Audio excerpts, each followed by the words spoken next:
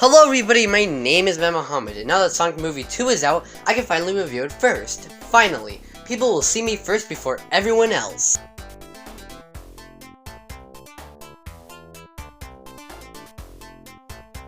Way to rub it in, Britain.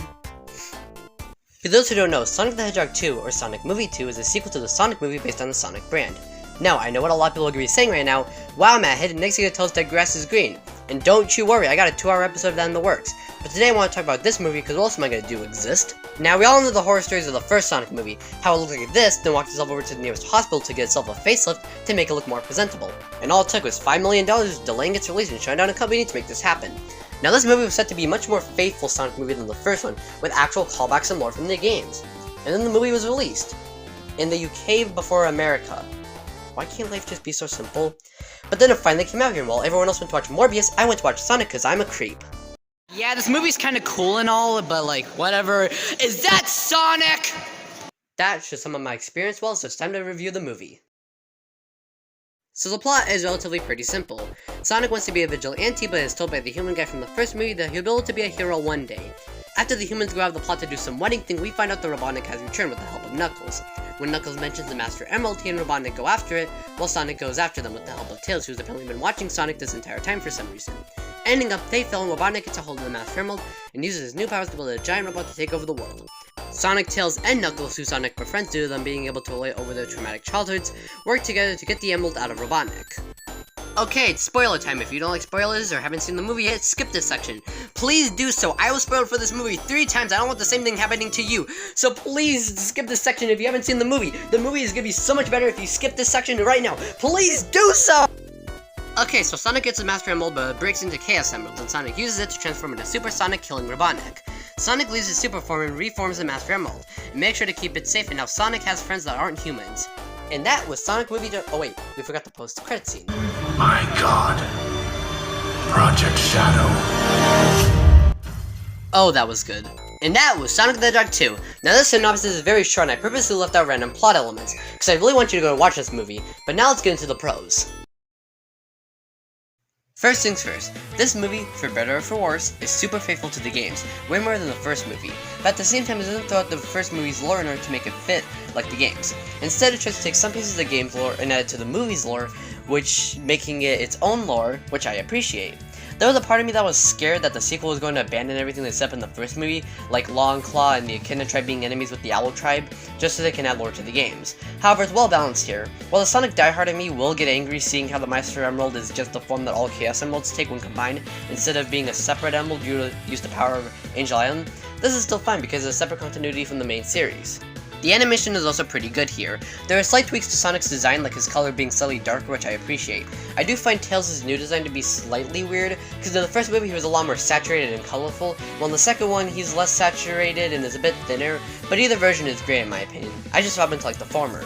I also love Jim Carrey here, as Robotnik. In the first movie, it felt like Jim Carrey was just being Jim Carrey, except he has an ego that thinks that everyone is stupider than him, which while isn't bad, isn't the Robotnik that most people know.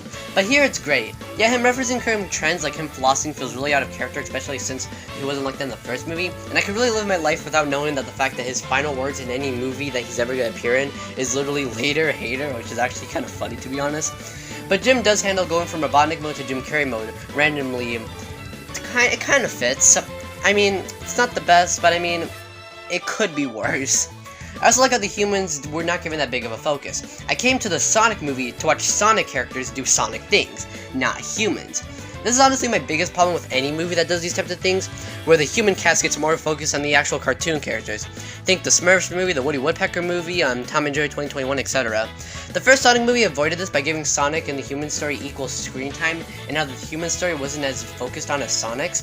But here they just set the humans off to Hawaii so we could focus on Sonic and his story.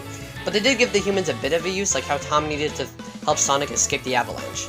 I also love Knuckles in this movie. Knuckles in the games went from being a genuine threat to being a doofus, so seeing him be a threat again is really fun and good. Usually I'm not a fan when a celebrity comes in to take over the role of a character who used to have a voice, but I think the actor in this movie suits him. I also like how Tails kept his original voice actor instead of a celebrity, because I don't really think that anyone else could really be doing a Tails voice. Unless. But yeah, overall it's pretty good stuff. But now it's time to get into the cons, because nothing is perfect, sadly. Now, one of the cons I see a few people mention is how the movie is a bit fan-servicey, and how viewers who don't play Sonic or has only watched the first movie and nothing else won't get the same enjoyment out of it, as well as the fact that if you remove the nostalgia goggles, you're left with an okay movie. Personally, I'm able to see past the flaws and enjoy a movie that's supposed to submerge you into the story, but I can see how it could be a turn-off, especially for non-Sonic fans. I also find Robotnik's references of current trends weird. He never did that in the first movie, like I mentioned before, so it just seems weird and out of place, and honestly, I don't like those parts of the movie. I do also feel like that Tails could have had a greater role in the plot. Now don't get me wrong, when he's in the movie I love him, but most of the time his role is nothing more than to just give exposition on the Masked Emerald, and that was really it. Though him hitting Knuckles with that car is pretty great. I do also find Knuckles weird at the end. Now don't get me wrong, I love Knuckles, but by the end of the movie he did seem to act a tiny bit dumb, mainly with how he talked. Like his grammar seemed very weird despite him being able to talk normally the rest of the movie. I also felt like the random side plot of the wedding being fake to capture Sonic and Tails felt like it overstayed its welcome and took a while to be over with. Like the writers forgot about the humans and wanted to reuse them for something, but they forgot to, you know, pump the brakes and stop them. Because like the rest of the movie, they're not in it, so it's really jarring going from like Sonic and Tails going down a mountain to just like the plot stopping just so we can rescue Tails, who like got knocked out. But yeah, that's all really I have with the cons. This movie's just really good, to be honest. In my opinion, Sonic the Hedgehog 2 is a great sequel to Sonic the Hedgehog 1. It expands on way more things and starts to be more Sonic-y versus the first movie where it was just a car trip with Sonic slapped on it. I would recommend it to anyone to check it out though. I feel like some of the references will go over newcomers' head regardless if they watch the first movie or not, since this does connect to the games more. But I mean, you did come to the Sonic movie to watch Sonic, so that's a you problem. Well, it may have taken a week for this movie to come out, but at least now I can do this before anyone else can do it within this time. God dang it.